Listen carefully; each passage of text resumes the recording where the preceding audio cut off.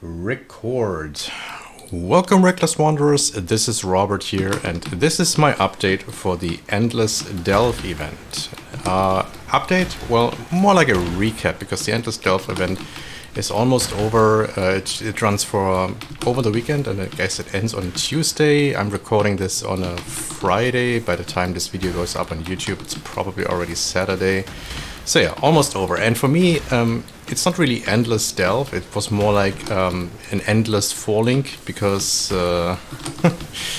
yeah, without a crafting bench and without a reliable method to get high quality on an armor piece or anything else, and with the fairly low chance of actually getting 6-socket items compared to the base game, it was not very easy to actually acquire something more than a 4-link to work with. But I did it in the end. You can already see it like down below what the final result was, to get at least a 5-link, and that reflects in the depth. So I'm currently at delve depth 174. I basically never left the area of early 83 mobs. I basically ping back and forth between delve 145, which is where 83 starts, and like 180. This is like the comfortable range where mobs are not too crazy yet, and I can still handle them.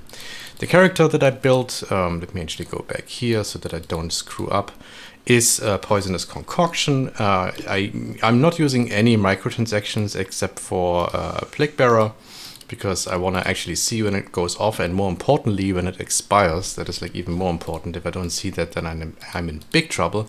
And you can see it from the dangling belt here. I built, just as planned, a Poisonous Concoction Occultist, now at level 94. Basically my goal is before the end of the event I want to get level 95 to enter that final drawing for the MTX, and then just call it a day.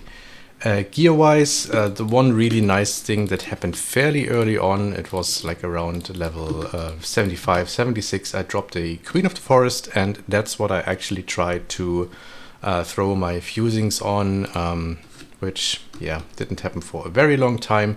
This allowed me to go very zoom. Skill tree wise, this is a very standard Poisonous Concoction build with one change. Usually if you go Occultist, you pick up Magebane because you want to have more spell suppression chance, but because I picked up a Queen of the Forest, I wanted to have as much evasion as possible.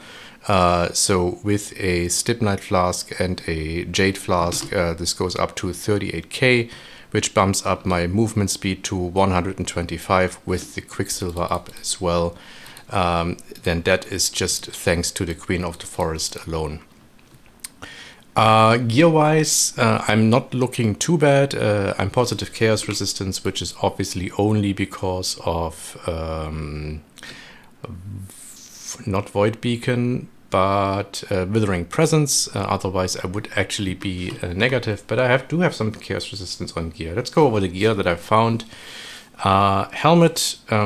Found this as a rare helmet with the evasion, life, and double resist rolls. Slammed an Exalt on it, because what else do you want to use Exalts? Got accuracy rating, actually not too mad about that.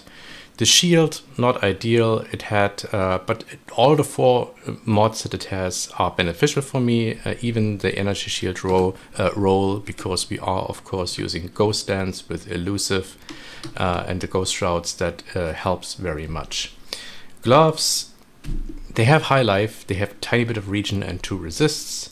Boots, really, I mean, you want movement speed, life, and resists. I basically only get the resists from the implicit, and there is no life.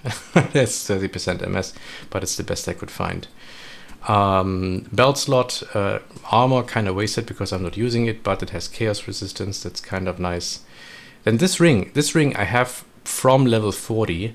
It was a blue ring with 79 max life, 12 auras, which I carried around blue for a very long time. Eventually, when I dropped the Regal, which are also like super rare, I don't even, oh okay, now I have 4. I Regaled it, got the mana, which, okay, why not? And then I Exalt Slammed it, got fire damage, kind of wasted. The othering, really not that good, but I needed it to fix my resist with 40 cold and 41 lightning resist and the resist implicit. And then the amulet, that's a corrupted one I found, actually has 5 beneficial rolls, although none of them are too high. I'm very happy about the percent evasion, very happy about the life regen. I wish it would be a higher tier, but so what. And 14 all attributes. I needed actually that to wear all my gear, and lightning damage to attacks is kind of wasted. As for the links, so for the longest time I've been running with Poisonous Concoction, with Vicious Proc, Greater Proc, and Volley. And now that I have a 5 link, I have thrown Unbound Ailments onto it. I have Moid Manipulation sitting here as a 6th link. I could also use Life Tap. I have Life Tap running on Flame Dash and Withering Step.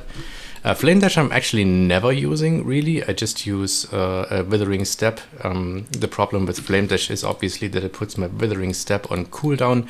And Withering Step is incredibly important because it gives you phasing, so you can run through mobs, which is super important. I also do have a Quartz Flask as a backup. And all my flasks have shock immunity, freeze immunity. This one needs to roll poison immunity, but yeah, alterations and stuff. This one has increased evasion, and here I do have on the life flask my corrupting blood immunity. Life flask could be higher, then I would also be dealing more damage, but then again, the problem is the alterations that I pretty much all turned into fusings to get my first 5 link at level 94. And that's pretty much about it. As for the playstyle, it's very basic Poison Concoction on all the way until you get your Plague Bearer stacks back up. Plague Bearer I'm running with Ink RE, item rarity, and life tap. You cannot support Plague Bearer with too many gems, but these seem to work the best for me at least. So basically what I usually do is I bring up my Plague Bearer stacks and then I just activate Plague Bearer, and then I just start running. And then once Plague Bearer expires, I start throwing Poisonous Concoction flasks again. Curses, right. I'm using Grace obviously as an aura. I have the Grace Reservation picked up from the skill tree as a mastery. I did also I'm also running Benevolence obviously for damage, and then there wasn't really much space to fit in anything else. I'm running a Blasphemy Despair, so that the enemies are cursed and I get the Profane Bloom explosions.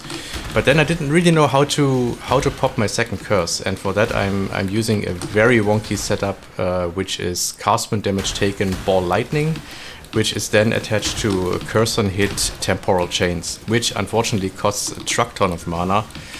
I want to get around that, and one way to get around the mana problems there is maybe to just have Poisonous Concoction running with life tap as well, which of course would require me to have a 6 link, because I don't think life tap is more damage than Unbound Ailments at this point. Yeah, and that's everything. I am, like I said, trying to reach level 95. Gauntlet starts today. I'm actually thinking of at least trying it out. I don't think I get further than Mudflats, if anything. I probably die at Hillock repeatedly, and if I don't die to Hillock, then it's probably the coastal cannibals that will get me with their multi-proj increased area of effect, overlapping projectiles that are just way too brutal. So let's see. But maybe if I can do it, I'm gonna try a Shield Crush Duelist, trying to go into Chieftain, trying to reach level 50, because that's again the free mystery box. And then if I get that, then fine. If not, it's also fine. Mainly I'm from there on out just waiting for Endless Heist to start, so that I can roll with the 1, 2, 3 Righteous Fire dude again, which is what I'm gonna do. So yeah, that's that from that. Let me know in the comments how your Endless Delve went, if you got a 5 link, if you got a 6 link, what you've been playing, what you're planning to play, and how your day is going. That was me. Thank you very much for watching. Bye bye.